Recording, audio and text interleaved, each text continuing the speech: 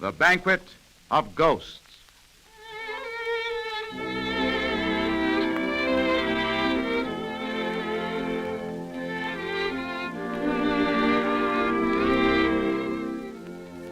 In 1870, in Bavaria, King Ludwig lived in solitary splendor in his castle of Neuschwanstein, built on the summit of a precipitous rock. A member of the royal family of the Habsburgs, Ludwig was tainted with melancholia and a morbid dislike of people. Almost his only friend was the great composer Richard Wagner, whose career he sponsored and whom he worshipped with fantastic reverence. But Wagner went on to higher fields of endeavor, leaving the unhappy Ludwig now completely alone.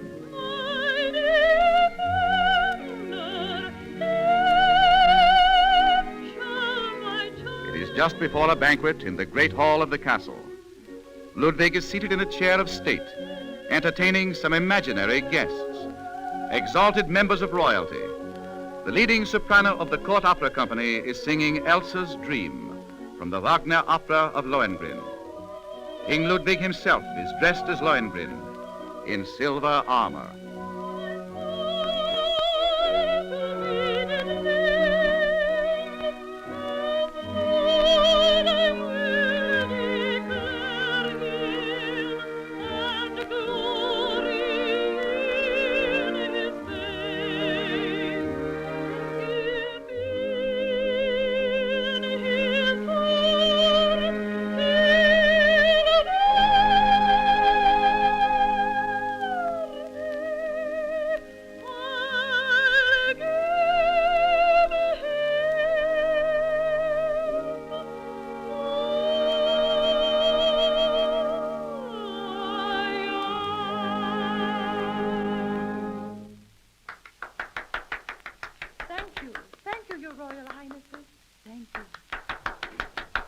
Then the king, surrounded by his royal guests, who are invisible to all but himself, wanders toward the banquet hall. The court chamberlain announces his imaginary guests, who take their places at the perfectly appointed banquet table, a footman behind each empty chair. Her Imperial Majesty, Catherine, Empress of all the Russias.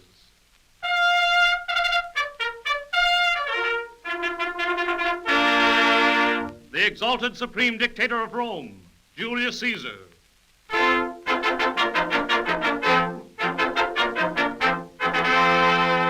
Her Gracious Majesty, Queen of Egypt, Cleopatra.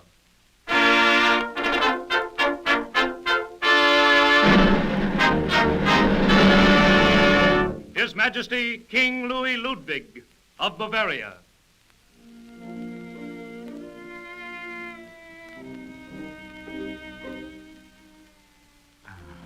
Pray be seated. Pray be seated.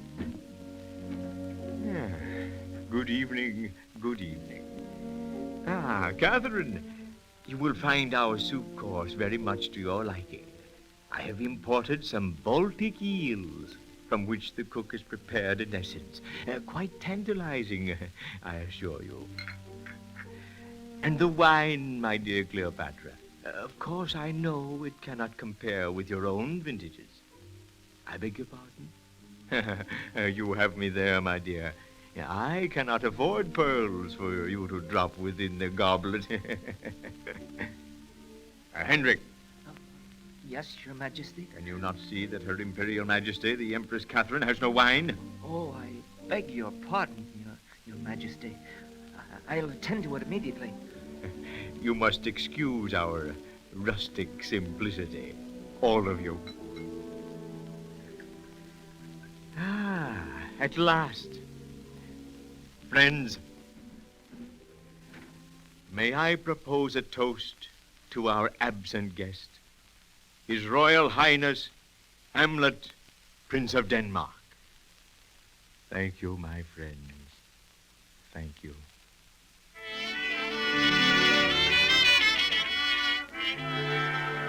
Strange as it seems, this banquet of ghosts was often repeated by King Ludwig of Bavaria. At length, his eccentricities became so marked that he was declared incapable of ruling and was kept a virtual prisoner in his castle. Broken-hearted, At this humiliation, the gentle music-loving Ludwig committed suicide.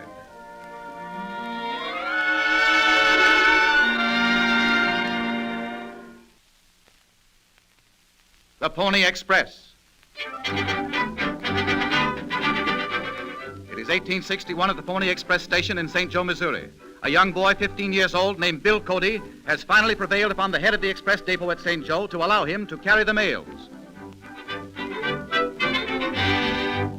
All set, Bill? All set, boss. Remember now, shoot first, think afterwards.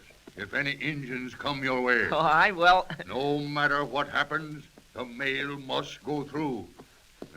Gosh, I don't like to let a kid like you leave the depot. Oh, I'm no kid.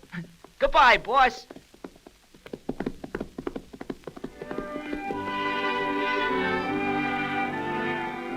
Leaving St. Joe, young Bill Cody heads his fast western pony along the twisting Missouri River. 20, 30, 50 miles go by. The boy's throat becomes parched with thirst, his lungs choked with dust. Finally, looming up ahead is the first relay station where he is to change horses. Well, you're a pretty young kid to be riding the express. I'm no kid. Now listen, kid. A word of warning. Between here and the next station, you may run into a herd of buffalo. If you do, your only chance is to stampede them with a shot.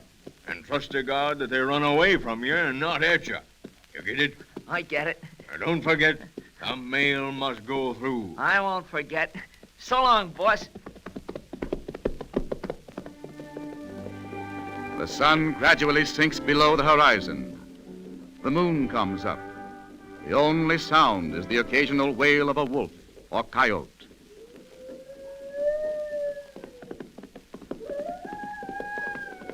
Then in the distance, a great black, slowly moving mass outlines itself against the purple sky. And Bill realizes that this is the buffalo herd, 10,000 strong, blocking the trail. Come on there, old paint. Come on. We gotta go through them. Come on. Come on, boy. Come on. Come on. Come on. Come on.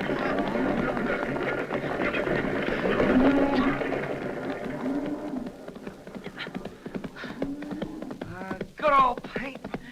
Just got by, didn't we? Good old boy.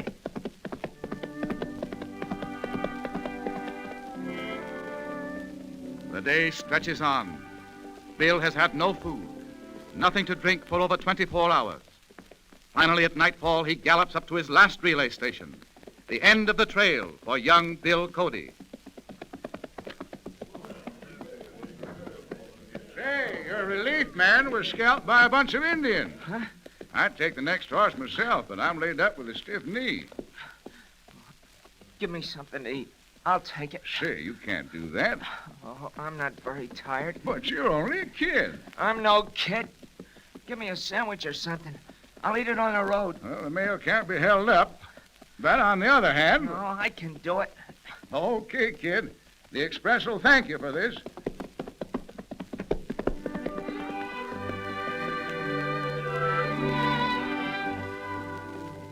And so instead of the expected rest for burning eyes and tortured muscles, Bill has to cover another 290 miles, all without a chance to rest. The moon comes up, goes down. Another gray dawn breaks. One after another, the tired horses gallop up to the relay stations. The precious mail sacks are thrown over the backs of fresh horses, and each time the exhausted boy gallops off, a determined smile on his dust-caked face. Suddenly, in the distance... Indians!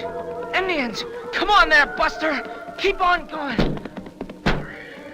Got one of them! Keep on going! Keep going! We got 4 miles left, old boy! We gotta make it! Come on! Come on!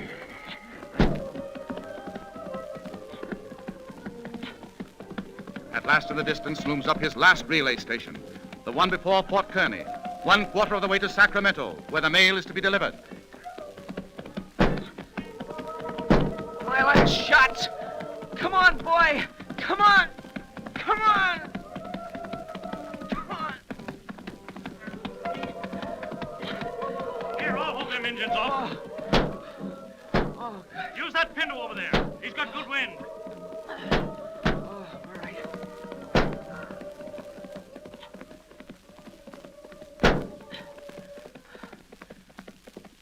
Got all but 3 of them, the devils. How you fixed? All set? Okay. Say, how long you been riding? Not long, boss. Only one more lap to go. I can make it. I don't like to let a kid like you start out on this last lap. However, we can't afford to lose the mail. How old are you? I'm no kid. So long, boss.